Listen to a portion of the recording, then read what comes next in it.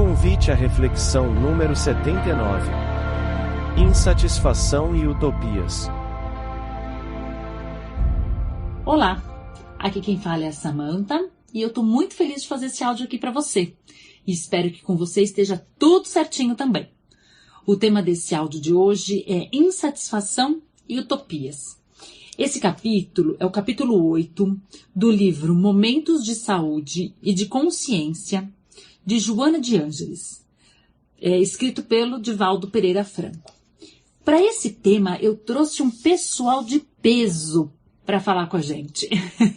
Na verdade, a pesquisa, foi baseada em Joana de Ângeles, nos espíritos da codificação, trazendo aí o livro dos espíritos e o evangelho, e eu também trouxe 3 grandes filósofos para conversarem com a gente sobre esse tema. O Martin Heidegger, o Gabriel Marcel e o Herculano Pires. Sim, Herculano Pires como filósofo. E também trouxe o Dr. Alírio de Cerqueira Filho para falar um pouquinho sobre a questão psicológica dentro desse tema. Então vamos lá, que o negócio tá bom. Essa questão da insatisfação e utopia que ela traz nesse capítulo 8, ela diz que o indivíduo, ele utiliza-se de um mecanismo de evasão, de fuga. Então, nós acabamos criando um mundo imaginário onde nós gostaríamos de uma vida perfeita, criando essa utopia. E como nós, até pelo tempo que já vivemos, sabemos que essa vida perfeita não é possível, cria-se uma insatisfação, uma rebeldia. E ela diz que enquanto o indivíduo fica nesse processo de criar uma vida perfeita, uma utopia e de se rebelar, ele perde a oportunidade de se conhecer, e de se melhorar. Porque o indivíduo ele vive numa insatisfação, numa frustração. E além de tudo, ele coloca a culpa em todo o seu redor. Ele é infeliz, ele é insatisfeito porque ele criou uma imagem de família, vamos dizer, perfeito. Por exemplo, meu filho vai ser perfeito, meu marido perfeito, minha sogra perfeita, e essas pessoas não são. E ele cria uma insatisfação e culpa as pessoas de fora, porque eles não me fazem feliz, são os outros, Olha que coisa bem diferente aqui pra gente analisar, E ela diz, não te permita as utopias existenciais, partindo para a conquista de realizações legítimas, Então ela vem nos dar esse puxão de orelha. Mas e por que será que a gente faz essa fuga, essa evasão? E você sabe que tem um outro livro dela que a gente vai usar, que chama Ilumina-te. Esse livro é sensacional. É o livro também de Joana e psicografado pelo Divaldo. E ela vai explicando um pouquinho de por que a gente vive nessa situação, Por que a gente cria essas ilusões? Porque nós nem percebemos, que fazemos isso. Porque o mundo, a gente fez um áudio anterior falando na loucura da sociedade que a gente vive hoje em dia. E ela coloca aqui no capítulo 14 desse livro, ela diz, luta-se quase em desvario para a aquisição de recursos legais ou não, a fim de participar-se do banquete do desperdício e da luxúria, da disputa entre os egos autofascinados, utilizando-se de quaisquer métodos que confiram o triunfo sem a mínima consideração pela ética do comportamento. O que ela está dizendo aqui, Olha a expressão que ela usa, que interessante. Ela fala o banquete do desperdício e da luxúria. Não é mais ou menos isso que a gente vê na nossa sociedade, na mídia exagerada com esse tema, onde você tem que ter tudo. O desperdício hoje em dia é num grau imenso, gente, se a gente for perceber. E ela diz assim, o mundo clama pelo êxito imediato. Então veja que às vezes esse processo de evasão que a gente está contando aqui, ele acaba existindo porque o mundo está exigindo esse êxito, está exigindo que você seja uma pessoa bem-sucedida, uma família perfeita, Através de todas as mídias que a gente convive, já comentamos no outro áudio, o mundo exige isso. E se o indivíduo, ele não entende a sua essência, não está seguro nos seus valores, ele acaba cedendo a essas exigências. Então ela diz, o mundo clama pelo êxito imediato, pelo acúmulo de coisas, enquanto a vida propõe amadurecimento emocional e renúncia constante, trabalhando o metal interno do ser. Então aqui ela põe 2 pontos. Eu posso me trabalhar como o ser no mundo, ou seja, atendendo a esse êxito imediato, a esse acúmulo de coisas, ou eu posso, por outro caminho, né, o da vida aqui seria o espiritual, né, o individual, me propor um amadurecimento emocional diante disso, dessas exigências, uma renúncia constante, porque é difícil, gente, né, e trabalhar, sim, o metal interno do ser, o meu interior. Então, durante a vida nós temos essas opções, essas 2 opções. E aí, quando nós nos entregamos para esse banquete que ela fala, nós acabamos por mudar o viés da nossa vida, por entregar coisas que não têm esse valor enquanto espíritos. E ela vai continuando nesse mesmo livro, em diferentes capítulos, né? Ela vai falando dessa questão que a pessoa deseja e ela tem o sofrimento, dessa questão de uma sociedade onde todos são felizes. E ela fala assim, olha que interessante, desse modo, ninguém se surpreenda ao considerar grande parte da sociedade como um grupo de excelentes artistas que dissimulam as emoções e ocorrências menos felizes, dando a impressão de que sua existência transcorre em calmaria e júbilos incessantes. Não é isso? Olha só, a sociedade como um grupo de artistas que dissimulam as emoções. Claro, gente, ninguém vai ficar colocando desgraça nas mídias, mas nós temos que observar as mídias e entender que apesar daquele momento feliz, todos temos dificuldades. E não criar, como é o tópico da nossa conversa, um mundo imaginário baseado na vida desses influencers que falam, né? Dessas pessoas que aparentemente têm a casa perfeita, a vida perfeita, o corpo perfeito. Então, na nossa sociedade, com essa influência que nós recebemos, acabamos por criar utopias que vão gerar essa insatisfação. Olha só que interessante, porque é difícil estar no mundo. Então ela está dizendo assim, olha, não cria sua vida pautada nisso aí de fora, porque são todos artistas que dissimulam o sofrimento. Né? Ela diz assim, sob disfarces variados ou desnudado, o sofrimento campeia, conduzindo as mentes distraídas à reflexão inevitável. Ela diz, vãos comportamentos esses, porque a ação do bem sob qualquer aspecto é considerada faz-lhe bem, edifica-o, mas não impede de vivenciar experiências aflitivas. Né? Aqui eu não li o parágrafo anterior, mas ela diz que as pessoas que ficam fazendo bem para serem recompensadas, que não adianta. Né? O sofrimento ele vai campear dentro dessa encarnação que nós vivemos. E ainda continuando nessa sociedade que nos estimula a utopia, ela diz, os astros dos esportes de massa que atingem o máximo e têm tudo, bem joviais ainda, insatisfeitos e aturdidos, mergulham no alcoolismo, na drogadição, nas depressões profundas. Veja bem, mais um ponto para a gente refletir.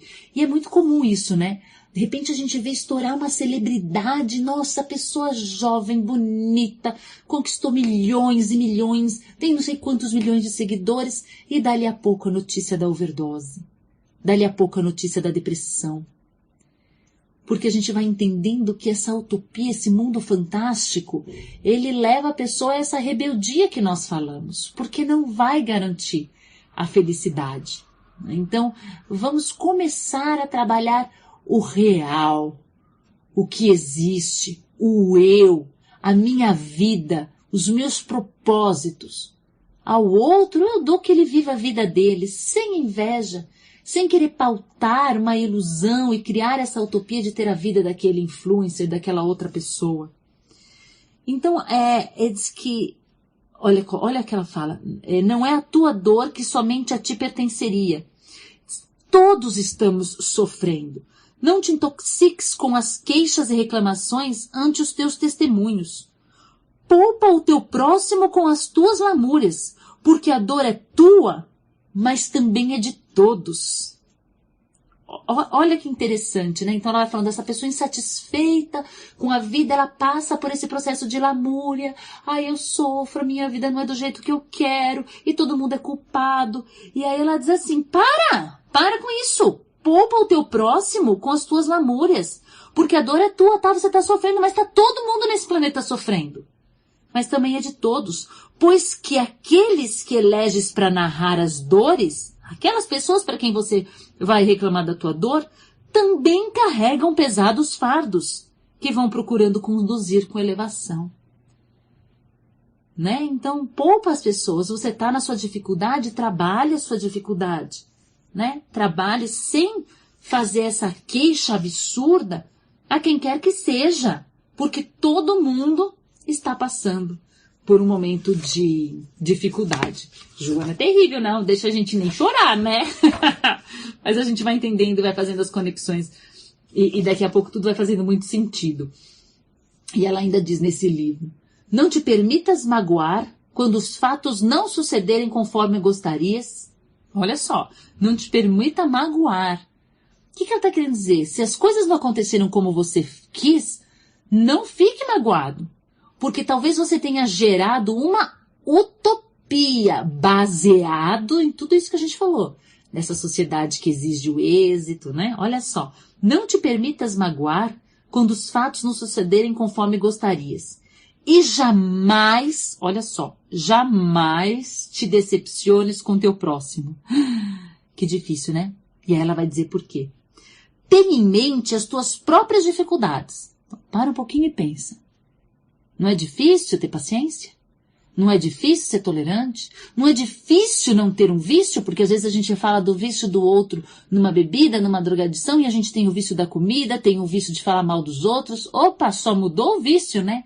Então ela diz, tenha em mente as tuas próprias dificuldades e compreenderás nos desafios que enfrenta. Se você entender que você tem dificuldades, você vai entender que o outro também tem dificuldades. Jamais coletes na mente e no sentimento o lixo tóxico do ressentimento, do ódio, da amargura, que te fará imprevisto mal. Aí tem a frase, gente, que essa frase aqui é para colar na geladeira, é para colar no espelho quando acorda de manhã, é tudo. Ela diz assim, és o que de ti mesmo fazes. Vou repetir. És o que de ti mesmo fazes. Segura essa frase aí que você vai ver o sentido que ela vai fazer daqui um tempinho. És o que de tu mesmo fazes, hein? Vai virar o nosso mantra isso daí. Bom, então eu trouxe aqui a visão de Joana, vamos ver onde a gente caminhou até aqui. Então, essa utopia que muitas vezes nós criamos até inconscientemente, e que vai nos gerar uma insatisfação, porque eu não vou conseguir atingi-la, ela é movida por uma sociedade que nos exige esse banquete, uma sociedade que apresenta todo mundo muito feliz, todo mundo muito satisfeito, e quando a dor nos ocorre, a gente acha que somos os únicos a sofrer, né? Que a vida de todo mundo é perfeita. E ela vem dizer que não é bem por aí. Eu trouxe, quando eu disse dos pensadores, dos filósofos, porque a gente vai entendendo que o espiritismo, ele é a coletânea, ele é o resumo do pensamento de toda a humanidade. A gente acha que o espiritismo, é novo, é recente, foi criado por fulano. Não. O espiritismo é a coleção de vários pensadores. Até mesmo porque no Evangelho segundo o Espiritismo, a gente tem ali, na parte inicial, ele citando Platão, Aristóteles, né? Então ele vem entendendo que os filósofos construíram o espiritismo com as colaborações dos pensamentos. E eu trouxe aqui esses filósofos e eu vou partir de um dos movimentos da filosofia, que é o existencialismo. Vou contar uma coisa para você. No existencialismo, eles não acreditavam em Deus. Nossa, Samantha, mas por que você trouxe esse movimento? Se a gente está falando de espiritismo, se a gente crê em Deus, como assim? Deixa eu explicar para você.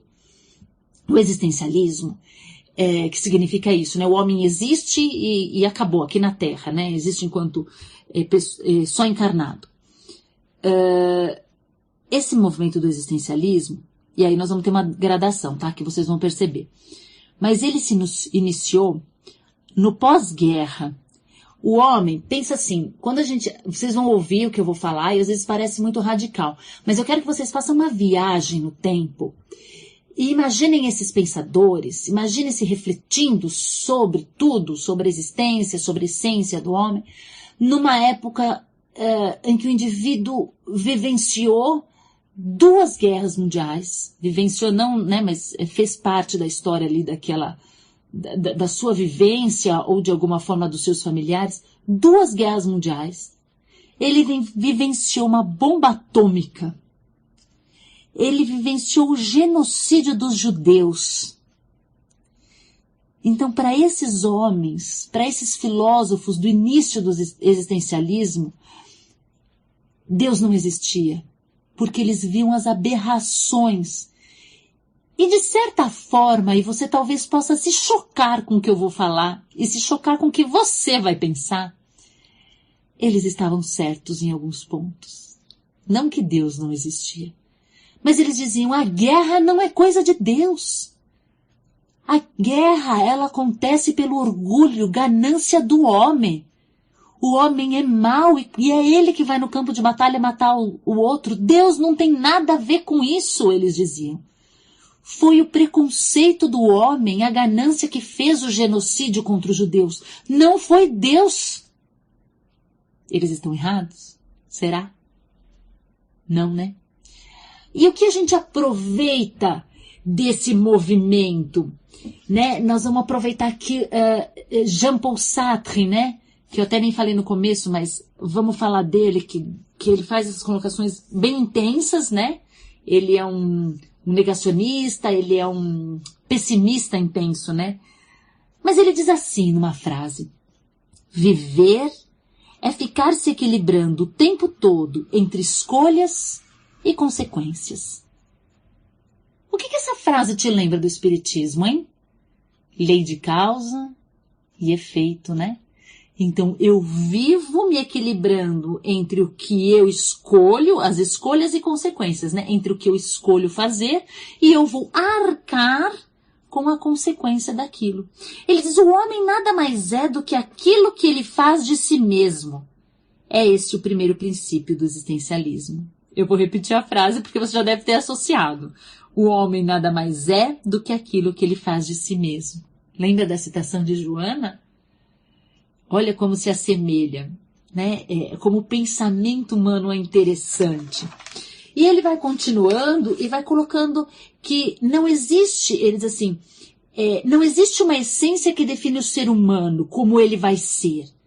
Cada pessoa desenvolve a sua essência a partir da sua existência, por meio de suas escolhas e experiência da vida. Tá errado? Né? O que ele está querendo dizer? A gente não vem feito por um Deus com tudo definido como vão ser as coisas. Não, ele diz. Cada pessoa vai desenvolver a sua essência e a sua existência de acordo com o que vai experimentando e vai vivendo. Não é isso, gente, que a gente vai entendendo dentro do Espiritismo? E ele diz algo que eu acho tão interessante. Ele diz assim, estamos condenados à liberdade. Porque é interessante, a nossa doutrina, ela é libertadora, né? A gente sabe de várias outras doutrinas, e aqui sem crítica alguma, sem a ideia de crítica, mas onde as religiões dizem, você pode fazer isso e você não pode fazer aquilo. Onde é permitido ou é proibido algumas coisas.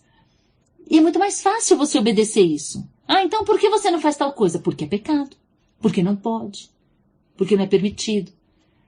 Onde é esse do certo e errado, seria aquela moral fechada que Bergson fala, né? Onde vem de fora. Então, eu não faço algo porque eu tenho medo da sanção exterior, né? Da sanção da sociedade. E aí vem o Espiritismo e vem dizer, você pode sim, você tem um livre-arbítrio. Você vai decidir o que é bom ou ruim para você. E aí a gente vai encaixando aqui com Jean-Paul Sartre, né? Que ele vai falando exatamente isso. Você é o que você vai construir as suas decisões. Para de colocar as coisas que acontecem na sua vida como culpa de Deus. É você que desenvolve isso. Olha que pensamento bacana, né? E ele diz assim, se estamos condenados à liberdade, não podemos culpar nada, nem ninguém, por nossas decisões éticas. Nós somos o resultado das nossas decisões, né? Ele diz, portanto, essa liberdade deve servir para criarmos um projeto para nossa própria existência, permitindo que tenhamos uma autêntica experiência de vida. Vamos lá, o que ele está dizendo aqui? Então a gente tem que usar essa liberdade para criarmos um projeto para nossa própria existência. Ele diz assim, é o seguinte aqui, você é o que você faz de você. Então não adianta você ficar sentado esperando as coisas acontecerem. Você tem que ter um projeto a seu respeito. E a gente, né, costuma ter um projeto a respeito da vida dos filhos. Não, porque o meu filho vai fazer assim, vai estudar tal coisa, provavelmente. Depois ele vai fazer uma faculdade, depois ele vai casar. A gente tem projeto. Tem projeto para os nossos pais. Ai, porque quando meus pais ficarem muito velhos, eu acho que eu vou colocar eles para morarem perto de mim. Ou eu acho que eu vou colocar eles numa instituição. Eu acho que... Nossa, a gente tem projeto para a vida de Deus e todo mundo. Menos para nós. Então ele diz, se você é o que você faz de você, cadê o teu projeto? O que você está fazendo de si mesmo? E vai combinar muito com o espiritismo, né? A gente tem, né, a questão 258 do Livro dos Espíritos, onde ele fala que o homem é que escolhe o gênero de prova que deseja passar, né? E nisso consiste o seu livre-arbítrio. Então, o livre-arbítrio do homem, esse poder de escolha que Sartre fala e que a gente tem dentro do livre-arbítrio, ele existe já antes. Deixa eu achar aqui, tem uma hora que eu coloquei para falar para vocês isso, que está no Livro dos Espíritos. Deixa eu ver se eu acho aqui. Ele diz que o homem que vai escolher, aqui, ó, quer ver? Aqui, ó, no capítulo 10, na Lei de Liberdade. Livre-arbítrio existe no estado de espírito com a escolha da existência das provas. Então, quando você está lá encarnado, você tem o livre-arbítrio. Você pode escolher que provas você vai passar. No estado corpóreo, ou seja, depois que você encarnou, você tem o livre-arbítrio como a faculdade de ceder ou resistir aos arrastamentos a que voluntariamente estamos submetidos. Então, você faz um plano lá em cima e muito desse plano... Aqui você pode cumprir ou não, de acordo com o seu livre-arbítrio. Olha que interessante. A lei de liberdade, ele vai dizer que não existe essa fatalidade.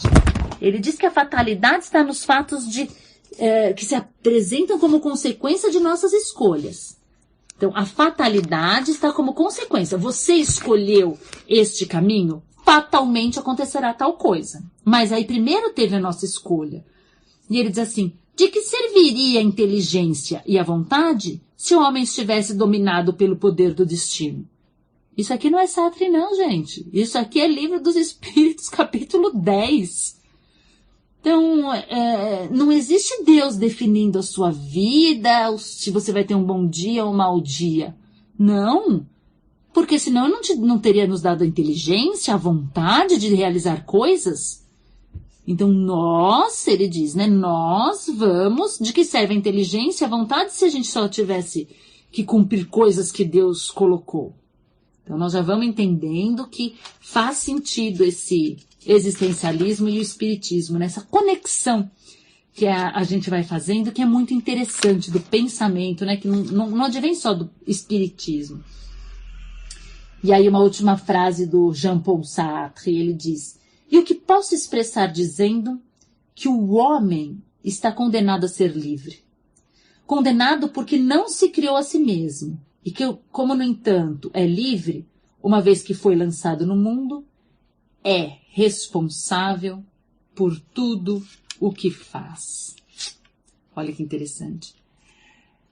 E Heidegger, Martin Heidegger, ele vem trazer um outro ponto que eu acho muito interessante, que ele fala da vida autêntica. O que é essa vida autêntica? Então, ele diz assim que a vida autêntica é vivida por quem assume como própria a sua vida e que constrói segundo um projeto próprio. Vou repetir. A vida autêntica, e quem está dizendo isso, vamos retomar, é o Heidegger, Martin Heidegger, que é um filósofo, ele é alemão, se não me engano, existencialista, hein, gente? Então, vamos lá. Ele diz que a vida autêntica, ela é vivida por aquela pessoa que assume a sua vida como própria e que constrói segundo um projeto próprio. Será que nós estamos vivendo de forma autêntica?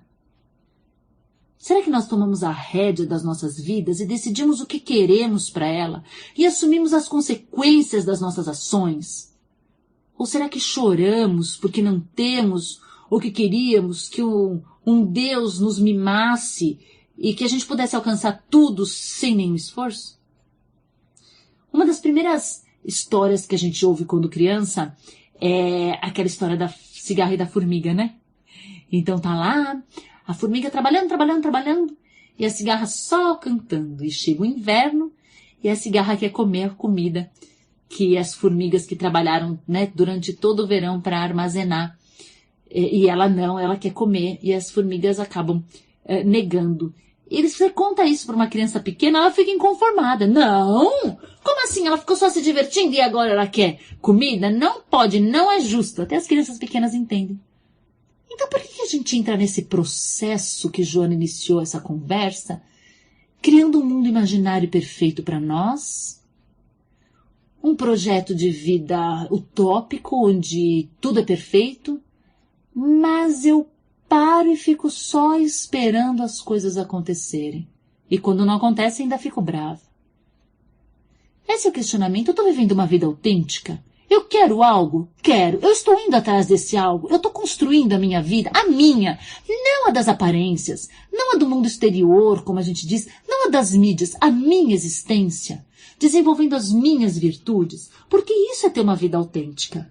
E olha que interessante que essa crítica da vida autêntica vem de um filósofo existencialista. Mas claro, que faz parte do espiritismo.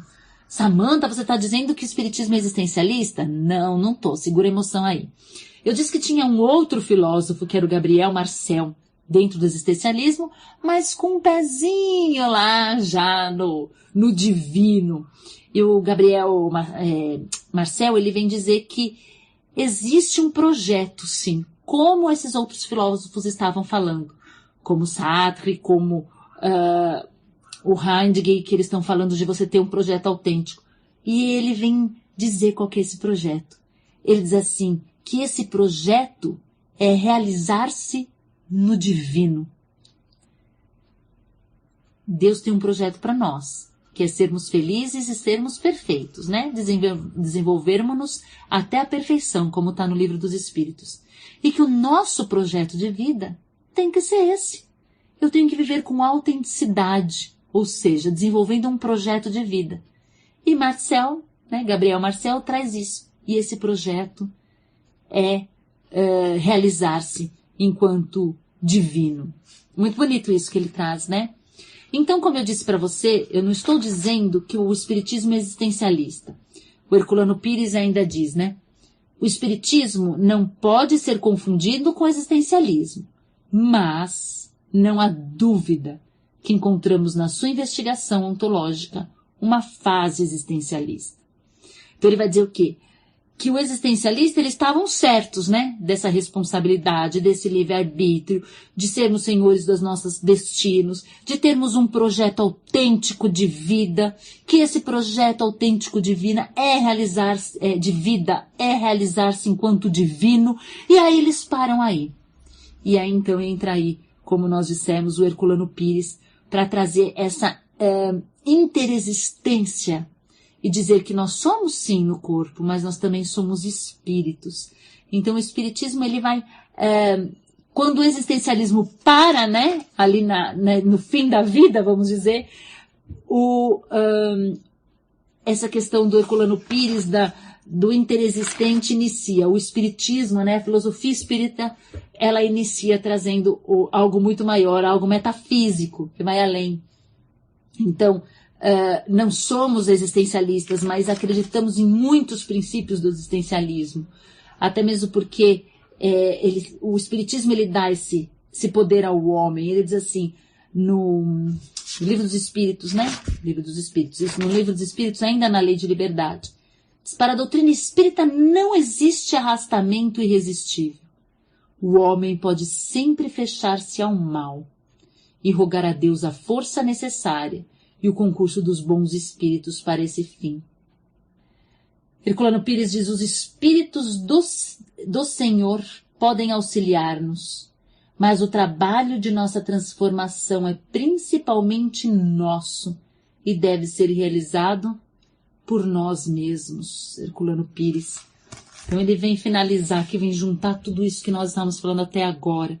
Partimos de um existencialismo para chegarmos aqui no ser interexistencial, que significa o ser existir no plano físico e no metafísico, e enquanto espírito. Nós não vamos entrar no interexistencial, que não é o foco aqui da nossa conversa.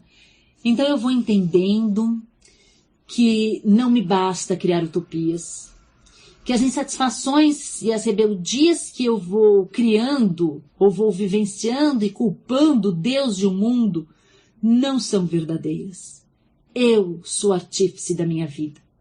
E se algo foge ao meu controle, se parece que não dei causa nessa vida, provavelmente a causa foi em outra vida. O que me resta é viver com autenticidade, dentro de um projeto de ser melhor a cada dia, independente do mundo que me rodeia. E aqui eu não estou dizendo para ignorar pessoas ou situações, mas não culpar quem quer que seja pela situação que eu vivo. E como, Samantha, levar adiante esse projeto, né? Como ele disse, de vida, como viver de forma autêntica, como mudar essas tendências. Porque quando ele fala do existencialismo, quando a gente está falando do existencialismo, estou aqui voltando, porque eu tinha separado uma frase para falar para vocês que eu tinha gostado tanto, eu não estou achando agora. Mas ele fala que o indivíduo que tem esse projeto, ele tem uma flexibilidade, ele deve se abrir para se transformar. Deixa eu ver o que eu acho aqui, ó. Ah, já achei, ó. Esse ser não está preso a uma situação, ele apenas ocupa momentaneamente, uma vez que está sempre aberto a mudanças, tornando-se algo novo. Toda situação se define pelo que o ser pretende fazer com vistas no futuro. Olha, gente, que interessante. Isso aqui também é do Heidegger. Ele diz assim, existe uma situação. Opa, nós estamos tudo lascados aqui, né, gente? Estamos aqui no mundo.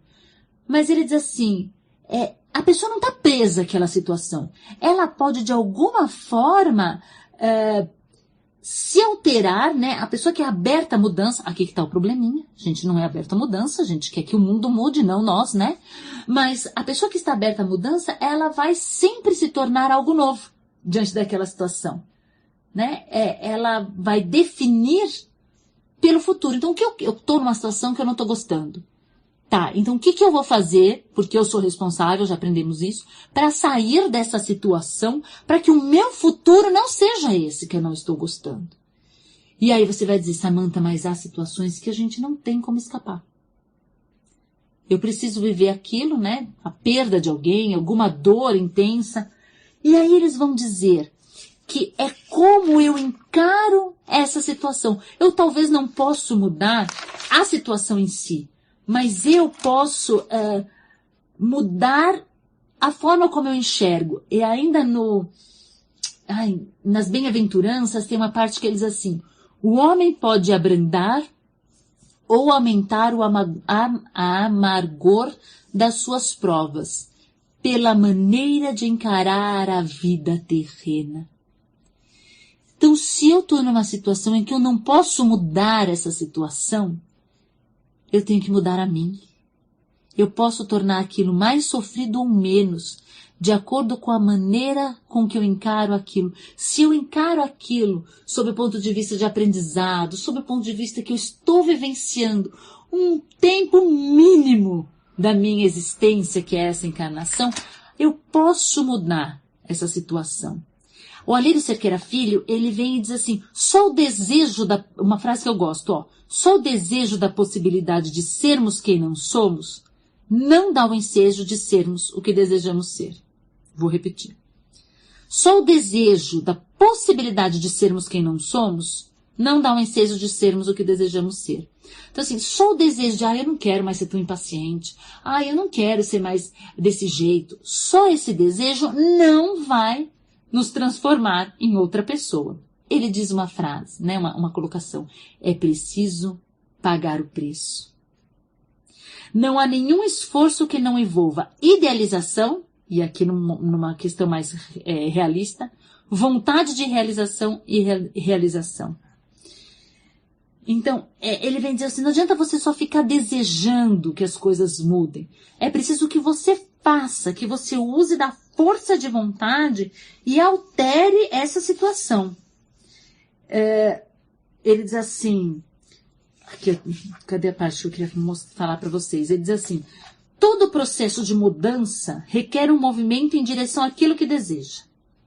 Se nós desejamos algo melhor para a nossa vida, é necessário superar a acomodação e buscar aquilo que queremos conquistar, repletos de entusiasmo, nos motivando por aproximação. Você quer algo, quer sair dessa situação, quer modificar? É necessário pagar o preço disso. Mas mais do que tudo isso que eu disse aqui, é um empoderamento, porque essa palavra está muito na moda, né? Até já passou um pouquinho. Mas dizer para você, você tem o poder sobre a sua vida. Você é responsável, assim como pelas tristezas, pelas alegrias. E isso é maravilhoso. A felicidade, a superação não está fora de nós, está dentro de nós. E tem uma mensagem de Joana que ela diz assim sendo, para no caminho do desespero e recompõe a paisagem íntima, as considerações atormentadas e os atos irrefletidos. Detente a pensar e a conferir o que pensas com os fatos e constatarás que podes ser feliz, embora o que te acontece ou o que supõe te constitua falta. Por mais difícil que pareça, não existe na Terra pessoa alguma em regime de exceção desfrutando privilégios. Tudo obedece à planificação divina que se manifesta na lei de amor. Desse modo, compreende o teu dever de amar e servir, passando adiante. Crê e prossegue. Confia e espera. A chuva de misericórdia divina cairá sobre ti, após o incêndio que te devora momentaneamente. Mais do que seja feliz, eu desejo, construa, faça a sua felicidade. Fique em paz.